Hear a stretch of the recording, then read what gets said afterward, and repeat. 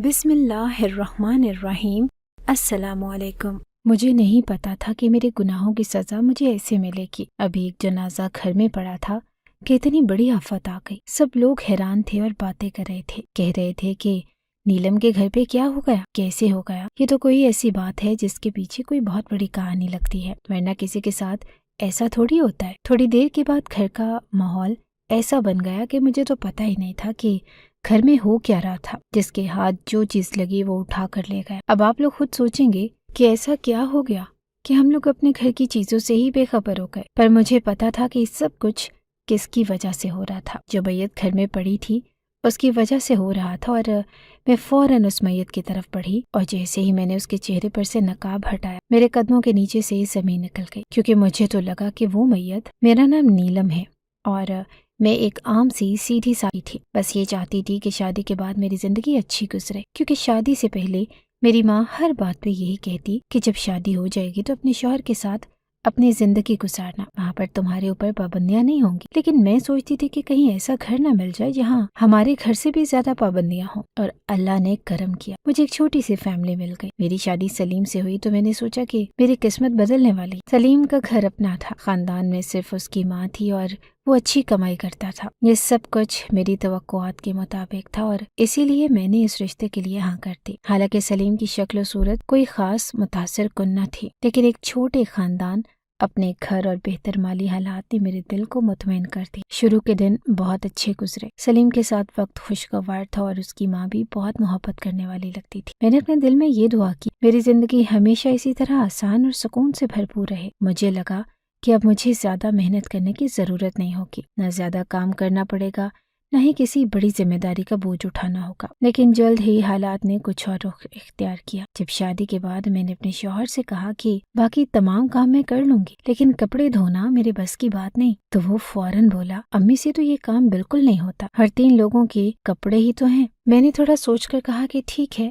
لیکن اس کے بدلے تم ہر جمعے مجھے باہر کھانا کھلانے لے کر جاؤ گی۔ اس نے ہنس کر کہا کہ ٹھیک ہے بابا، یہ بھی کر لوں گا۔ مجھے یہ سودا مناسب لگا اور میں نے حامی بھر لی۔ پہلے دن جب میں کپڑے دھونے بیٹھی تو ایک عجیب سی کراہیت نے مجھے گھیر لیا، خاص طور پر میری ساس کے کپڑوں سے اٹھنے والی بدبو نے میرے دل کو مایوسی سے بھر دیا۔ میں نے ان سے پوچھا کہ آپ کے کپڑوں سے یہ بدبو کیوں آ رہی ہے؟ وہ شرمندہ نظر آئیں اور آہستہ سے اٹھنے والی بدبو نے میرے دل کو مایوسی سے بھر دیا۔ میں نے ان سے پوچھا کہ آپ کے کپڑوں سے یہ بدبو کیوں آ رہی ہے؟ وہ شرمندہ نظر آئیں اور آہستہ سے بولی کہ بیٹا، مجھے یورین کا مسئلہ ہے، بڑھاپے کے ساتھ کنٹرول نہیں رہتا، وضو بار بار ٹوٹتا ہے اور بار بار نہانا پڑتا ہے، اسی وجہ سے کپڑے بھی خراب ہو جاتے ہیں۔ یہ سن کر میں سکتے میں آ گئی۔ مجھے تو ان کے کپڑے دھونے کا خیال بھی ناقابل برداشت لگا، لیکن وہ اتنی ضعیف تھی کہ خود یہ کام نہیں کر سکتی تھی۔ ان کا چلنا پھرنا بھی محدود تھا، اور انہوں نے مجھ سے کہا کہ میں کھانے کا انتظام کر لوں گی، بیٹھ کر سبزی کاٹ لوں گی، لیکن کپڑے دھونا اب میرے بس کی بات نہیں۔ اسی دن میں نے اپنے شوہر سے میں نے اسے صاف صاف کہا کہ یہ میری توقعات سے زیادہ مشکل کام ہے، میں نے تو سوچا بھی نہیں تھا کہ یہ ذمہ داری اتنی بوجھل ہوگی۔ اس نے تحمل سے جواب دیا، کپڑے تو بس مشین میں ڈالنے ہوتے ہیں، امی کے کپڑے باقی سب سے آخر میں ڈال دیا کرو۔ وہ مجھے یہ بھی سمجھانے لگا کہ ان کی بیماری کا علاج ہو چکا ہے، لیکن شوہر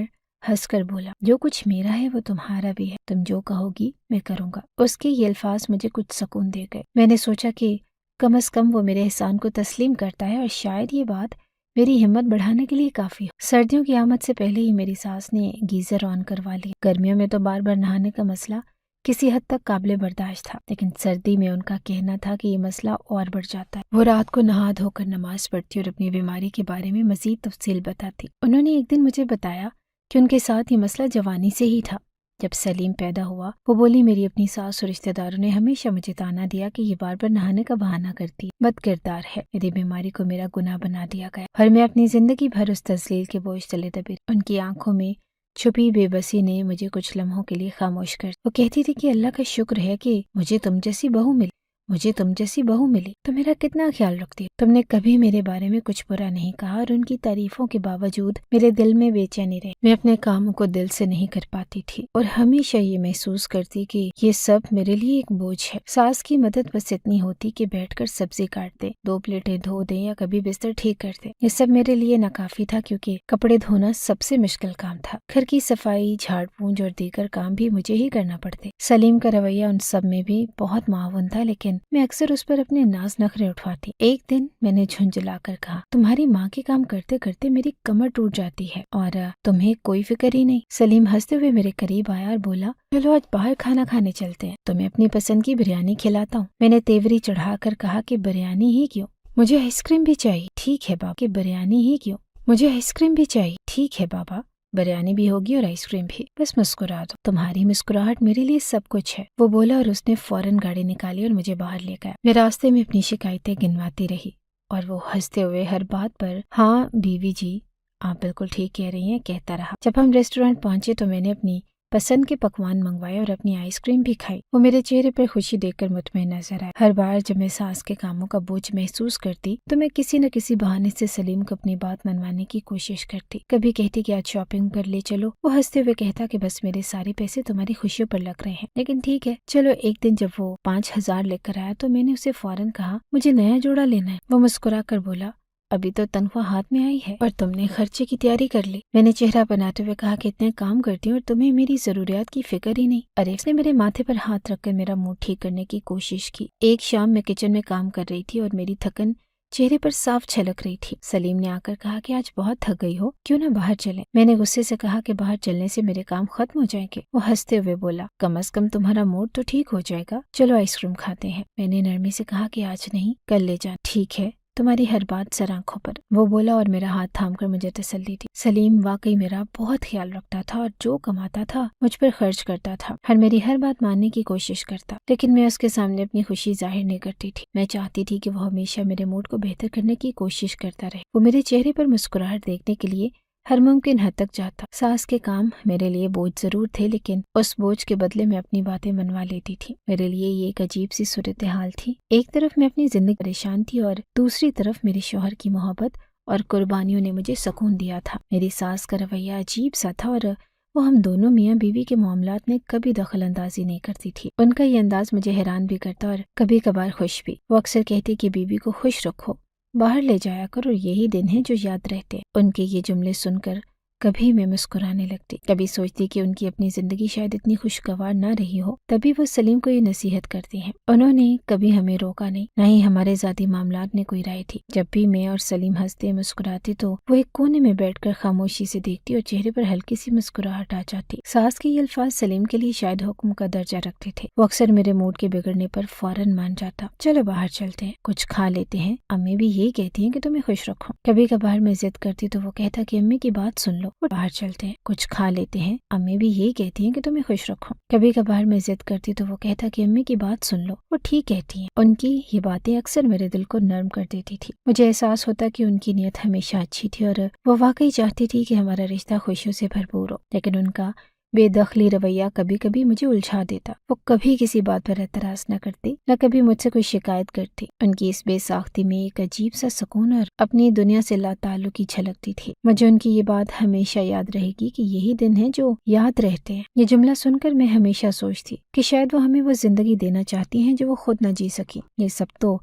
अपनी जगह, लेकिन घर में कोई कितनी भी मोहब्बत से रहता हो, कभी न कभी फूट जरूर पड़ती है। और हमारे घर में वो फूट गैस के बिल की सूरत में आ चुकी थी। गैस का बिल देखकर मेरा गुस्सा आसमान को छूने लगा कि बिल ने तो वो तमाम उम्मीदें खाक में मिला दी। मैंने बिल को हाथ में पकड़े सलीम की तरफ देखा, जो सुकून से चाय पी रहा था, और मेरा दिल चाहा कि इस सुकून को झंझोड़ कर पूछूं कि ये क्या हो रहा है। तुम्हारे दिए हुए पैसों से घर का खर्च तो चल रहा है, लेकिन मेरा क्या? मेरे लिए तो कुछ भी नहीं बच रहा। मेरी हमसाई की बातों ने जल्दी पर तेल डाल दिया। गीजर सबसे ज्यादा गैस खाता है। उसके ये जुमले मेरे कानों में गूंज रहे थे। मेरे दिल में ख्याल आया कि क्या मेरी सास को ये एहसास नहीं कि उनकी बीमारी और उसका खर्च मेरे लिए एक मुसलसल कुर्बानी बन गया है। मुझे याद आया कि सलीम हमेशा कहता था, जो पैसे दे रहा हूँ उन्हीं में गुजारा करो। और मैं हर बार अपनी बचत के पैसे छुपा कर रखती, लेकिन इस बार तो ये बिल सब कुछ खत्म कर देगा। मेरे अंदर एक तूफान उठने लगा और मैंने सोचा कि सब मेरी जिम्मेदारी क्यों बन गया। ये गीजर सारा दिन जलता रहता है और बिल मेरी बचत पर वार करता है। मैंने बिल को जोर से मेज पर पटक दिया और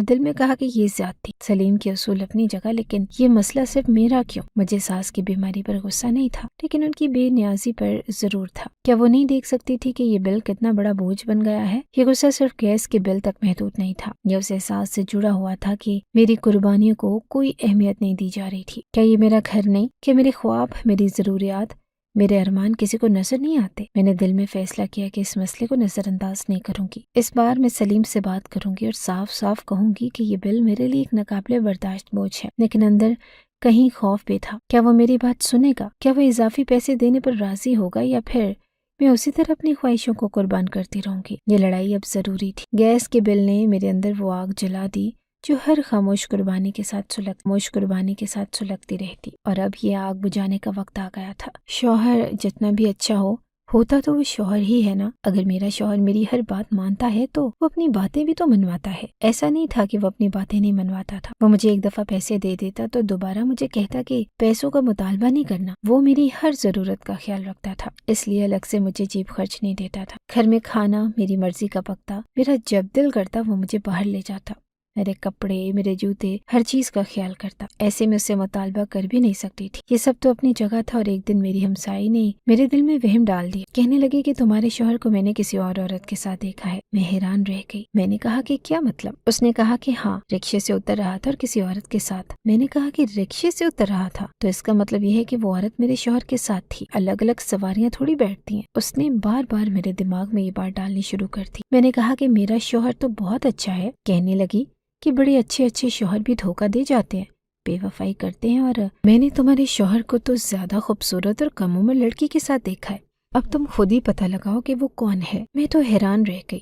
میں نے کہا کہ کیا کیا برداشت کروں میں؟ ایک طرف یہ گیس بجلی کے بل میرے سر پر ناچ رہے ہیں اور گھر کا خرچہ مجھے پورا کرنا ہے، دوسری طرف یہ عجیب باتیں کر رہی۔ میرا شوہر بہت اچھا انسان تھا، لیکن جب سے شادی ہوئی تھی اس کی جیب میں زیادہ ہی پیسے رہنے لگے تھے، اور جب شوہر کے پاس ضرورت سے زیادہ پیسے ہوتے ہیں تو وہ دوسری شادی کے بارے میں ضرور سوچتا ہے۔ غریب لوگ کبھی بھی دوسری شادی کے بارے میں سوچتے ہیں، لیکن یہ جن کے پیٹ بھرے ہوتے ہیں نا، وہ ضرور سوچتے ہیں۔ گھر بھی ہمارا بڑا تھا، 2-3 کمرے تو فارغ ہی پڑے کرتے تھے۔ کہیں اس نے سوچ لیا ہو کہ کمروں کو بھرنے کے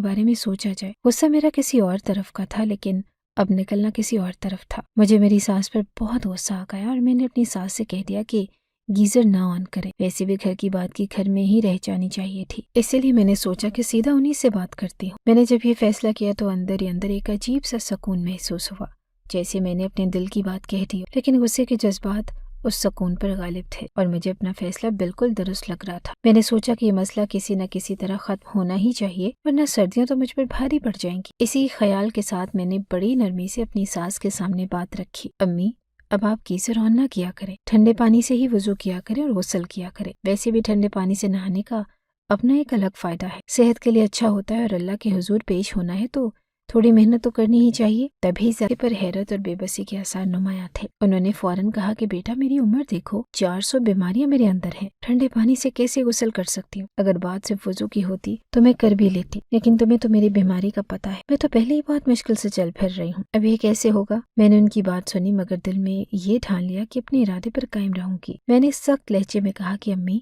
آپ کو بھی تو احساس ہونا چاہیے، اگر اتنے زیادہ بل آئیں گے تو کون پورا کرے گا؟ آپ کو پتہ ہے کہ آج کل گیس کے بل کس قدر زیادہ ہوتے ہیں۔ اگر لاکھوں روپے کا بل آ گیا تو کون دے گا؟ اور اگر یہ گیس کا میٹر ہی ہٹا دیا گیا تو پھر گیس کہاں سے آئے گی؟ ایسے میں تو لوگ بوتلوں میں گیس خرید کر استعمال کرتے ہیں، جو مزید مہنگی ہوتی ہے۔ سردیاں ابھی شروع ہوئی ہیں اور پوری سردیاں گزرنی ہیں، آپ بھی میری مجبوری کو سمجھنے کی کوشش کریں۔ میری باتوں سے ان کی بے بسی مزید گہری ہو گئی۔ وہ بار بار کہنے لگی کہ ایسا نہیں ہو سکتا، کوشش کریں۔ میری باتوں سے ان کی بے بسی مزید گہری ہو گئی۔ وہ بار بار کہنے لگی کہ ایسا نہیں ہو سکتا، میں یہ نہیں کر سکتی، ٹھنڈے پانی سے نہانا میرے بس کی بات نہیں۔ لیکن میں نے بھی طے کر لیا کہ کوئی بات نہ مانو گی۔ میں نے 2 ٹوک انداز میں کہا کہ امی، جو میں نے کہہ دیا سو کہہ دیا، اگر آپ نے اب گیزر آن کیا تو مجھ سے برا کوئی نہیں ہوگا، اور اگر آپ نے میرے منع کرنے کے باوجود چولہے پہ پانی گرم کرنے کی کوشش کی تو میں گیزر کا کنیکشن نہیں کٹوا دوں گی۔ انہوں نے بے یقینی کے عالم میں میری طرف دیکھا۔ مجھے لگا جیسے وہ کسی آخری امید کے سہارے سلیم سے بات کرنے کا سوچ رہی ہوں۔ میں نے فوراً ان کی سوچ پر پانی پھیرتے ہوئے کہا، اور خبردار، بات آپ نے اگر سلیم کو بتائی تو پھر جو ہوگا آپ جانتی ہیں، میں بھی اس گھر میں ہوں اور آپ بھی۔ بہتر یہی ہے کہ آپ میرے کہنے پر عمل کریں اور سلیم کے سامنے یہ بات نہ لائیں۔ میرے لہجے کی سختی نے انہیں خاموش کر دیا۔ وہ ایک لمحے کے لیے کچھ بول نہ سکی، جیسے ان کے پاس کہنے کے لیے کچھ رہ ہی نہ گیا ہو۔ بے چینی بھی سر اٹھا رہی تھی۔ کیا میں ٹھیک کر رہی تھی؟ थी कि ये मेरे हक में बेहतर था, लेकिन उस वक्त मेरी मजबूरी और गुस्से ने उन सवालात को पसे पुश डाल दिया। घर के हालात, जिम्मेदारी और ताल्लुकात का बोझ अजीब कश्मकश पैदा कर रहा था। जब मैंने अपनी सास को गीजर इस्तेमाल करने से रोक दिया तब मुझे लग रहा था कि मैंने एक दुरुस्त फैसला किया, लेकिन जब मैं अपनी माँ के घर गई और वहाँ की हालत देखी तो मेरे जज्बात ने मुझे एक बिल्कुल मुख्तलिफ सिमत में धकेल दी। रात गुजारने के इरादे से जब मैं अपनी माँ के घर पहुंची तो मैंने उनके लिए खाने पीने का इंतजाम पहले ही कर लिया था ताकि वहाँ रहते हुए मुझे ज्यादा फिक्र न हो। मैंने अपनी सास के लिए भी घर छोड़ने से पहले खाना तैयार कर दिया था ताकि मेरे शौहर को कोई परेशानी न हो। लेकिन जब मैं अपनी माँ के घर पहुंची और वहाँ के हालात देखे तो दिल बहुत दुखी हुआ। ठंडे पानी से जब मैंने हाथ धोए तो मेरे हाथ कांप उठे। मैं हैरान रह गई और फौरन माँ से पूछा कि अम्मी, आपके घर में तो गीजर था। माँ ने धीमी आवाज में जवाब दिया कि हाँ बेटा था, लेकिन खराब हो गया था तो बेच दिया। ये सुनकर मेरे दिल को धचका लगा। फिर आप क्या करती हैं? मैंने बेचैनी से पूछा। माँ ने अपने सुकून भरे लहजे में कहा कि बेटा, जैसे सब करते हैं वैसे ही गुजारा कर लेती हूँ, अल्लाह मालिक है। मैंने कहा कि नहीं अम्मी, पानी बहुत ठंडा है और आप बीमार हो जाएंगी। ये तो भाई को फिक्र करनी चाहिए ना, अच्छी भली कमाई करता है और घर में दूसरा गीजर नहीं लगवा सकता। मेरी भाभी ने ये बात सुन ली तो कहने लगी कि हम इस घर को चला रहे हैं और यही काफी है।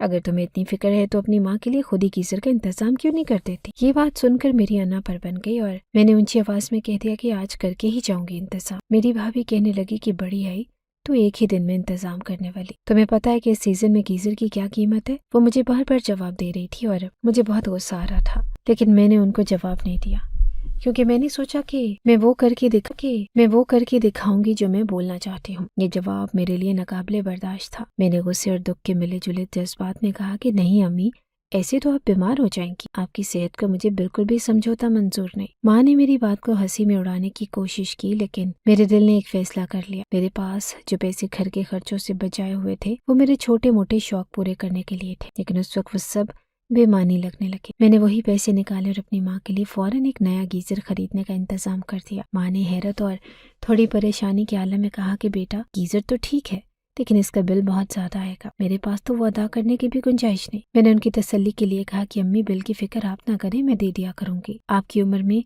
मैं आपको ठंडे पानी से नहाने या काम करने नहीं देख सकती। ये बात मैं बिल्कुल बर्दाश्त नहीं कर सकती। मेरी माँ के चेहरे पर सुकून और मुस्कुराहट देखकर मेरे दिल को लगा। एक तरफ मैंने अपनी सास को गीजर की सहूलत से महरूम कर दिया था और दूसरी तरफ अपनी माँ के लिए गीजर लगवा कर उनके आराम का ख्याल रखा। ये तजाद मुझे अंदर ही अंदर कचोके लगा रहा था, लेकिन मैं उसे नजरअंदाज करने की कोशिश कर रही थी। मेरी भाभी, जो मेरी माँ के साथ ज्यादा ताउन नहीं करती थी, मेरे लिए हमेशा से फिक्र का बाइस रही। मैंने अपनी माँ के घर आने का फैसला भी इसीलिए किया था कि मुझे पता चला था कि माँ को सख्त सर्दी, खांसी और जुकाम हो गया है। उनकी सेहत को देखकर मेरा दिल भर आया और मैंने वो सब करने का फैसला किया जो मैं उनके लिए कर सकती थी। ये सब कुछ मैंने अपने शौहर को बताए बगैर किया, क्योंकि गीजर खरीदने के लिए जो पैसे मैंने इस्तेमाल किए वो वही थे जो मैंने घर के अखराजात से बचाकर जमा किए थे। अगर मैं ये बात सलीम को बता देती तो यकीनन वो मुझसे सवाल करता कि मैंने ये सब छुप कर क्यों किया। शायद मैंने चोरी चोरी ये सब किया, लेकिन अपनी माँ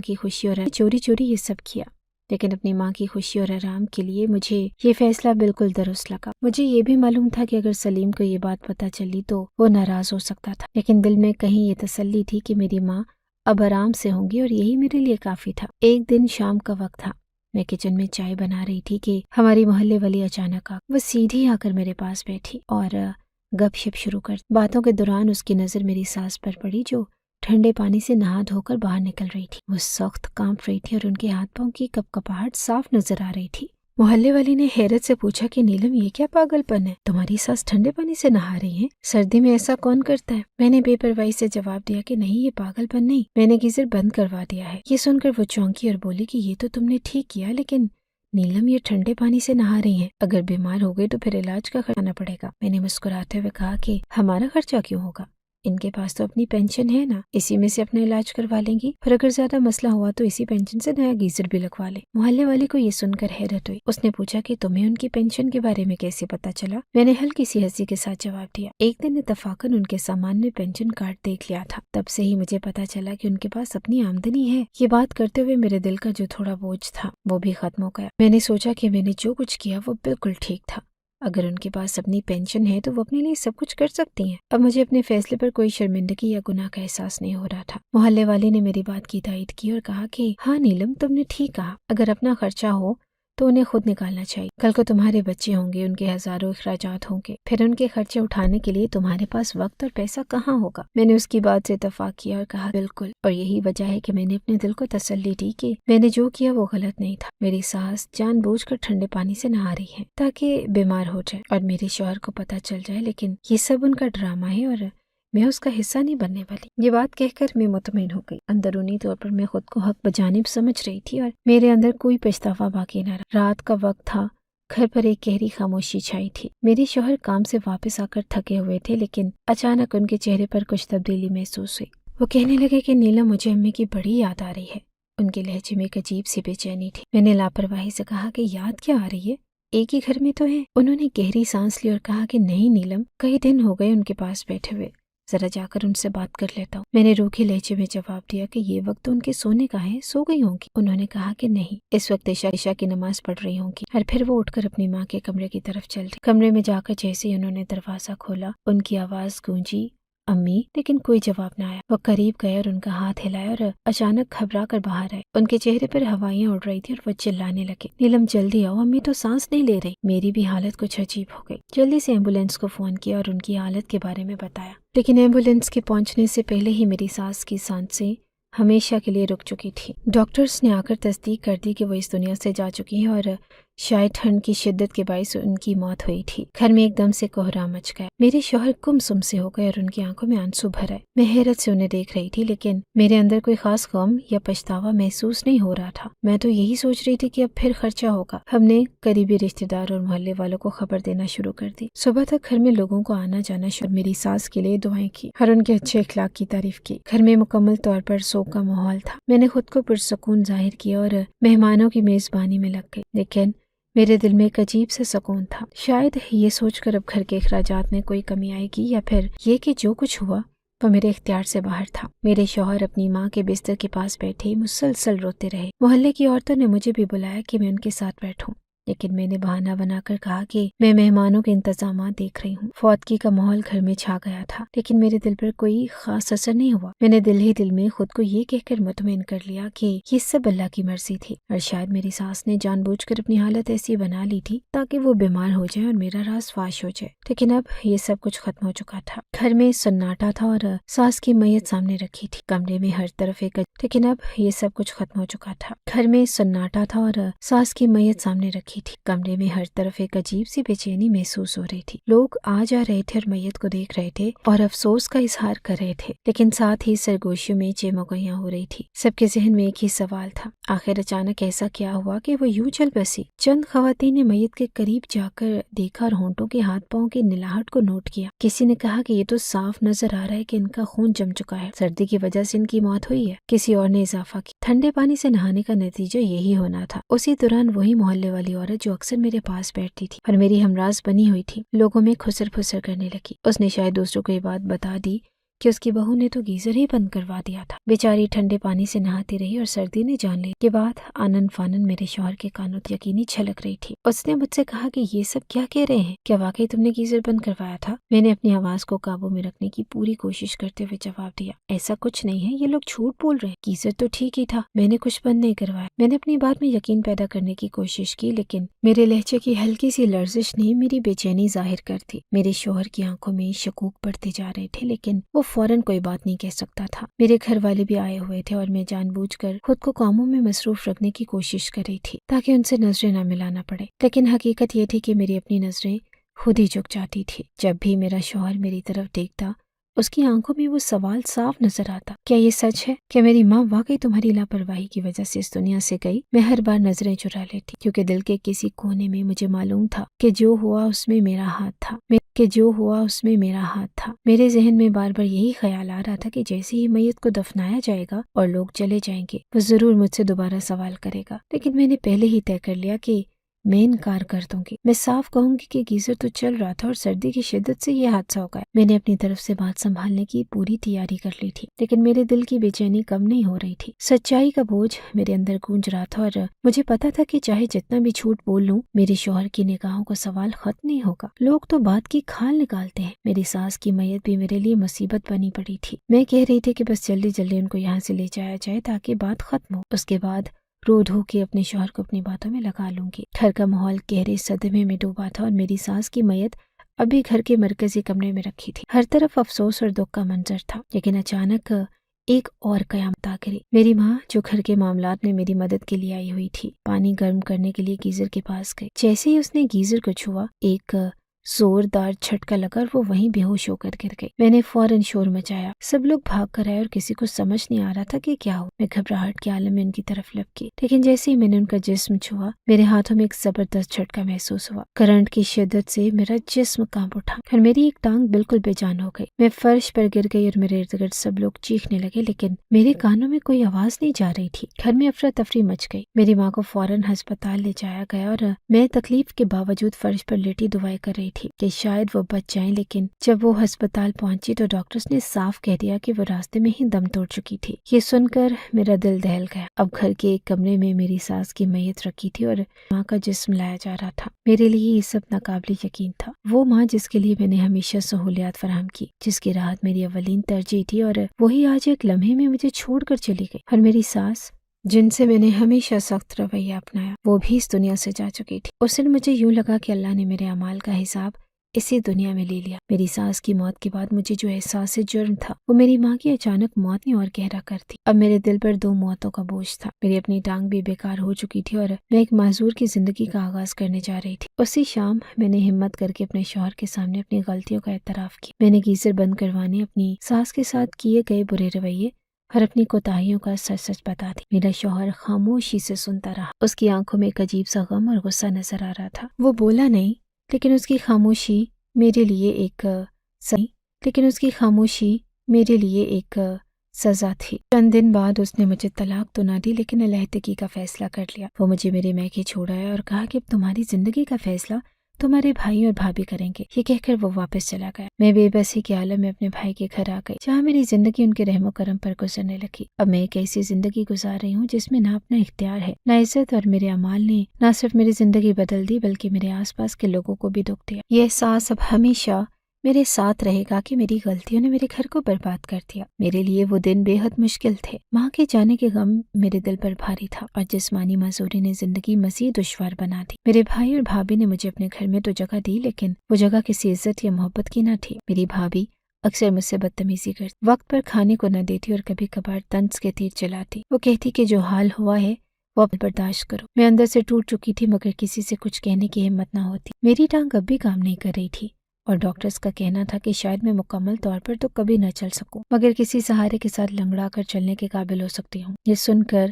میرا دل اور زیادہ مایوس ہو جاتا تھا۔ میں دن رات سلیم کے بارے میں سوچتی کہ شاید وہ مجھے واپس لے جائے۔ میں نے بارہا اسے فون کیا، معافی مانگی اور اپنی کوتاہیوں کا اعتراف کیا، مگر وہ فون تک نہیں اٹھاتا تھا۔ میں میسج پر میسج کرتی، اپنی حالت بیان کرتی، یہاں تک کہ ایک دن میں نے اسے یہ تک لکھ دیا کہ مجھے اپنے گھر میں کتے کی طرح رکھ لو، مگر یہاں سے لے جاؤ۔ میرا دل امید اور مایوسی کے درمیان چھولتا رہا۔ سلیم کی خاموشی میرے لیے سب سے بڑی سزا تھی، لیکن پھر 2 مہینے بعد ایک دن اچانک دروازے پر دستک ہوئی۔ جب میں نے اپنے بھائی کو دروازے کی طرف جاتے دیکھا تو میرا دل زور زور سے دھڑکنے لگا۔ وہ سلیم تھا۔ وہ آیا تھا اور میرا دل جیسے خوشی سے پھٹنے کو تھا۔ اس نے سیدھے لفظوں میں کہا کہ چلو، میرے ساتھ چلو، جیسی بھی ہو تم میری بیوی ہو۔ اس کے یہ الفاظ میرے لیے زندگی کی سب سے بڑی خوشخبری تھے۔ میری آنکھوں سے آنسو بہنے لگے اور میں نے اس کے سامنے ہاتھ جوڑ کر کہا، سلیم، بے شک مجھ سے جو چاہو کروا لو، مگر مجھے اپنے سے دور مت کر۔ میں وعدہ کرتی ہوں کہ اب کبھی زبان نہیں کھولوں گی اور تمہارے ہر فیصلے کو دل و جان سے قبول کروں گی۔ سلیم نے مجھے سہارا دیا اور گاڑی تک لے گئے۔ وہ لمحات میرے لیے ناقابل بیان تھے۔ اس نے مجھے واپس گھر لے کر آیا،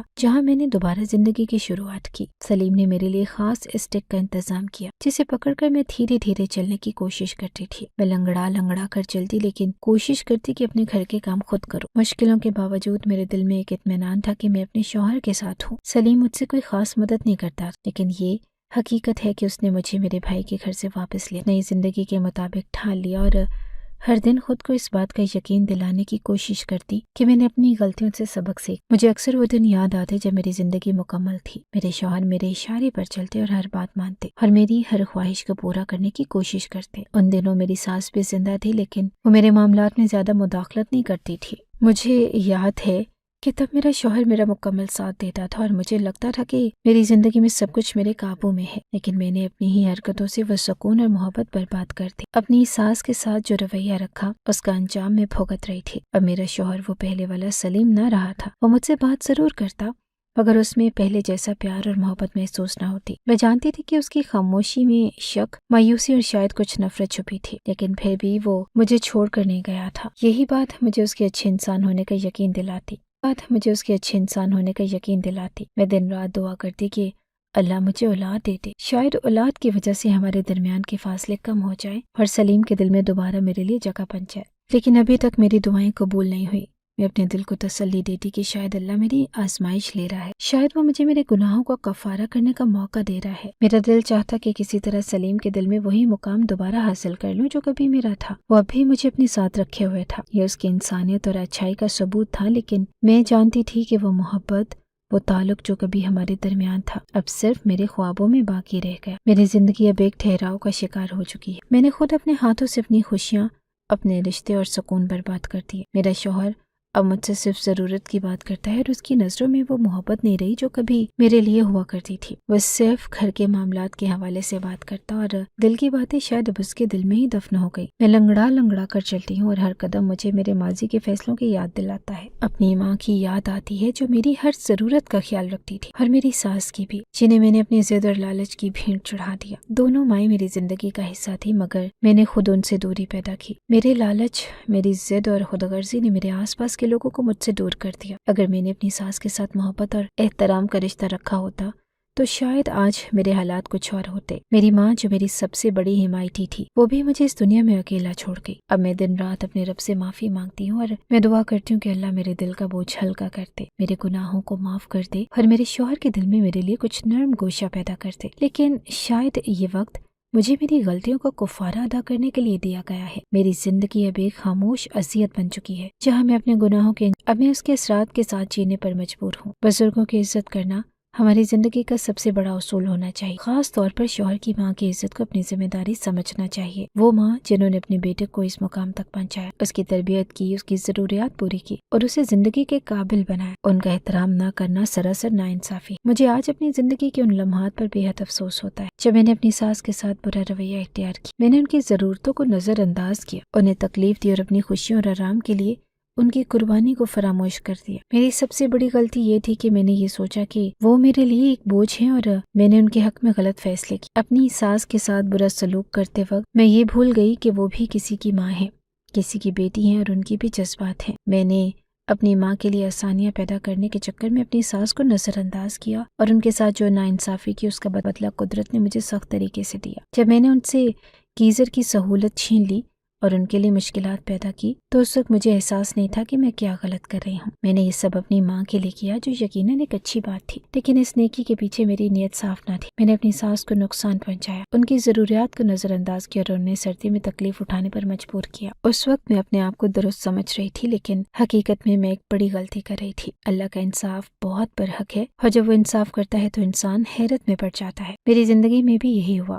میری ساس کی موت سردی کی وجہ سے ہوئی اور اس واقعے کے بعد میری ماں بھی مجھ سے چھین لی گئی۔ میں نے اپنی ماں کو اس سہولت میں کھو دیا جسے میں نے ان کے لیے فراہم کیا تھا، اسی کے ساتھ میں خود بھی معذور ہو گئی اور یہ سب میرے لالچ اور خود غرضی کا نتیجہ تھا۔ میں نے اپنی زندگی کے ان تمام تلخ تجربات سے یہ سیکھا کہ بزرگوں کی دعائیں اور ان کی خوشنودی حاصل کرنا کامیابی کا راز ہے۔ اپنے شوہر کی ماں کی عزت نہ کرنا، انہیں تکلیف پہنچانا اور ان کے جذبات کو نظر انداز کرنا ایک ناقابل معافی جرم ہے۔ اگر میں نے اپنی ساس کے ساتھ عزت اور محبت کا رویہ اپنایا ہوتا تو شاید آج میرا شوہر مجھ سے دور نہ ہوتا، میری زندگی میں سکون ہوتا اور میں اپنے آپ کو اتنا بے بس نہ پاتی۔ میرے شوہر نے باوجود میرے تمام گناہوں کے مجھے چھوڑا نہیں، لیکن وہ دل سے مجھ سے دور ہو چکا ہے۔ ان کی باتوں میں اب وہ محبت اور قربت نہیں رہی جو پہلے تھی۔ میں اب اپنی زندگی کے ہر لمحے اپنے گناہوں کی سزا بھگت رہی ہوں۔ میں نے لالچ کے پیچھے اپنی ساس کی زندگی کو نظر انداز کیا اور اپنی ماں کی جان بھی گنوا دی۔ آج میں جب بھی اپنی زندگی پر نظر ڈالتی ہوں تو ہر لمحہ اپنے آپ کو ملامت کرتی ہوں۔ میں یہ سوچتی ہوں کہ اگر میں نے بزرگوں کی عزت ان کو اپنی ذمہ داری سمجھا ہوتا، اگر میں نے اپنی ساس کے ساتھ محبت اور احترام کا برتاؤ کیا ہوتا تو شاید آج میں خوشحال اور مطمئن زندگی گزار رہی ہوں۔ کو اپنی ذمہ داری سمجھا ہوتا، اگر میں نے اپنی ساس کے ساتھ محبت اور احترام کا برتاؤ کیا ہوتا تو شاید آج میں خوشحال اور مطمئن زندگی گزار رہی ہوتی۔ اللہ تعالیٰ نے ہمیں زندگی میں آزمائشوں کے ذریعے سکھایا ہے کہ ہم کسی کے ساتھ ناانصافی نہ کریں اور لالچ سے ہمیشہ دور رہیں۔ میرے تجربے سے یہی سبق ملتا ہے کہ اپنے ارد گرد کے بزرگوں کی عزت کریں اور ان کے جذبات کو سمجھیں اور ان کی ضروریات کا خیال رکھیں۔ اپنی ساس کے ساتھ محبت اور عزت کا رویہ اختیار کریں کیونکہ وہ آپ کے شوہر کی جنت ہے۔ اگر ہم اپنی زندگی کو سیدھے اور سچے راستے پر رکھیں گے تو اللہ کی رحمت ہمارے ساتھ ہوگی۔ اللہ تعالیٰ نے میری آنکھیں کھول دی، لیکن اس کے لیے مجھے بہت بھاری قیمت چکانی پڑی۔ اگر میں پہلے ہی اپنے رویے کو درست کر لیتی تو شاید میری زندگی آج اس قدر مشکل نہ ہوتی۔ اب میں ہر لمحہ دعا کرتی ہوں کہ اللہ میری غلطیوں کو معاف کرے اور میری زندگی میں سکون لائے۔ آخر میں یہی کہنا چاہوں گی کہ بزرگوں کی دعائیں لے کر چلیں کیونکہ یہی آپ کی لالچ سے دور رہیں اور اپنی زندگی کو اللہ کی مرضی کے مطابق گزاریں۔ اللہ کا انصاف ہمیشہ برحق ہوتا ہے اور اس لیے اپنی زندگی کو سیدھے راستے پر چلائیں۔ اگر آپ کو ہماری یہ کہانی اچھی لگی ہے تو ہماری کہانی کو لائک کیجیے اور اس طرح کی مزید کہانیاں سننے کے لیے ہمارے چینل کو سبسکرائب کیجیے۔ کہانی سننے کا شکریہ۔ آپ سے ملاقات ہوگی اگلی ویڈیو میں، تب تک کے لیے اللہ حافظ۔